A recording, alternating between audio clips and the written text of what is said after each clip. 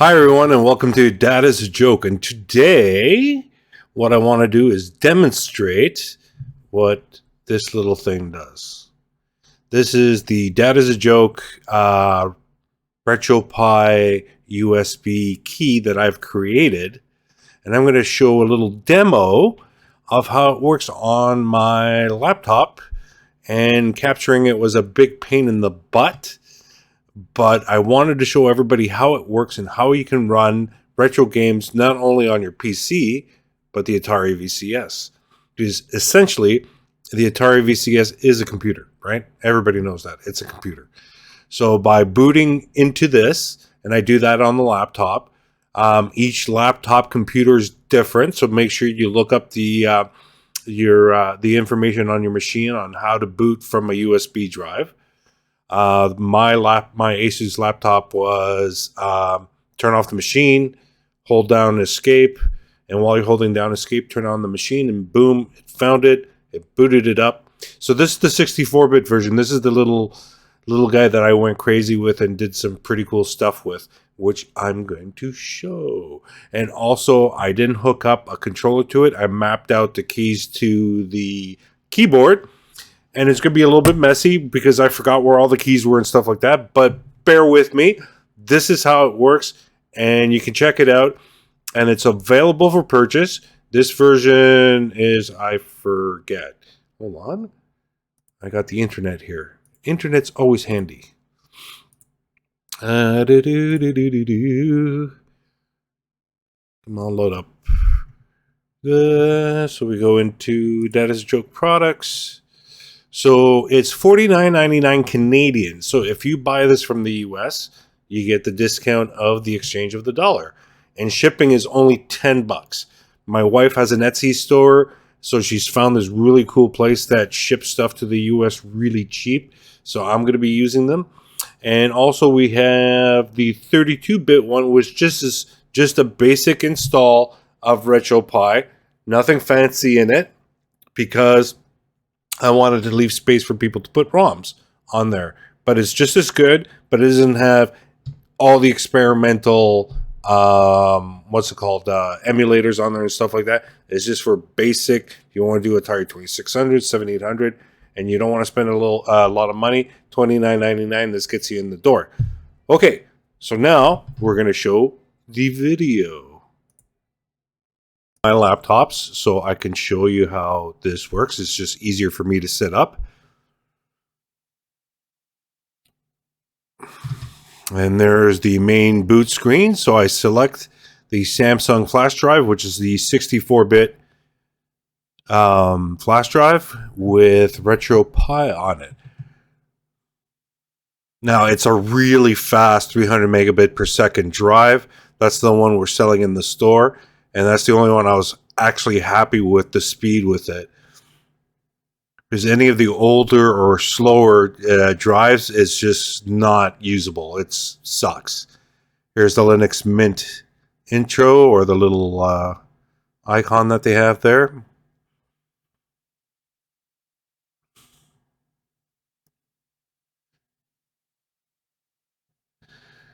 And there's a little portion of the desktop, and Emulation Station loads up. And there you go. So I selected this theme just because it's kind of cool. But you can go in and change it yourself in the Raspberry Pi, menus. So there's all kinds of emulators that I've installed in there. You can play just about anything. The ones that don't show up, if you decide to put an N64 game, just drop it in the N64 ROM folder, and it will appear on Emulation Station.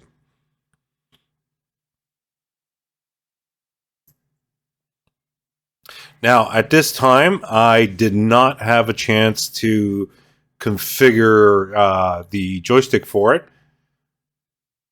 And so I've mapped out the keys on the keyboard. Now, when you purchase this USB key, make sure that you have the controller plugged in, and it will pick it up right away, and it'll get you to configure it. And once you configure it, you can start using the controller right away. And not only can it be done in the menus, but it can also be done in the what's called. So there you go. There's the RetroPie. So you can do all the configuration there for RetroArch, RetroPie setup. So everything's over here.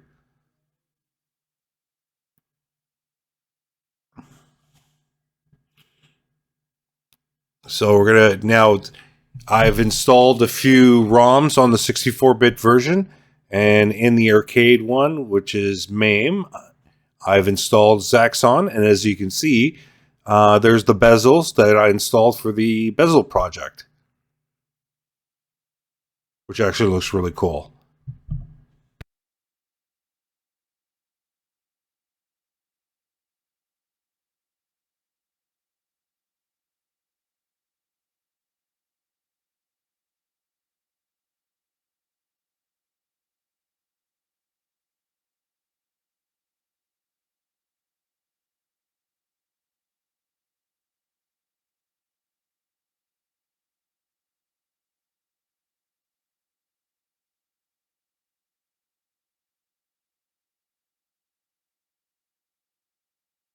And here's me desperately trying to figure out how to exit out of the game.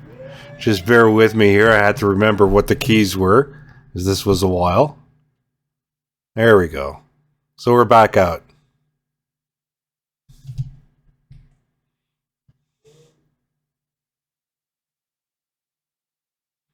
Now, once you get this set up with the joystick, it's so much easier.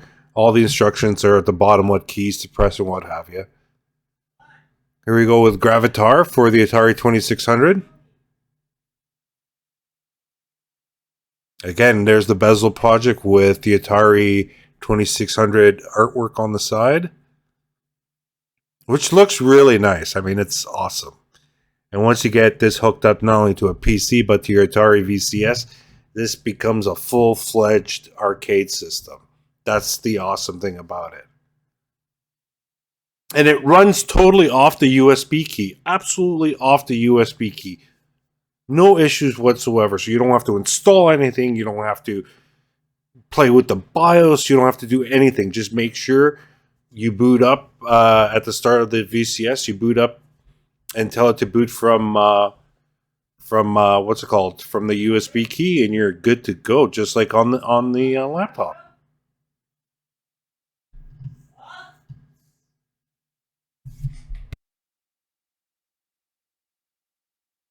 Okay, here's us exiting out of the RetroPie, and here's where all the folders are, where you can copy all the your games and stuff like that. That's for the arcade stuff. All your emulated arcade games or the MAME games. Now, whenever you ask for authentication, I couldn't do anything about this, so if anytime you ask for a password, it's admin. Very easy. And I was just going to show you here how to get ROMs, but for some reason, the laptop wasn't connected to the internet, so you get the idea. So you download your ROMs, dump them into the folders, like I'm going to show here. Copy them in there. There's all different kinds. They're all really easily done. So there's the Atari 2600 one. And then you relaunch, here we go. I'm showing it again. Okay, and then you relaunch RetroPie. Brings you back in. And look how fast this is. This was only done by this drive that I got, this Samsung drive.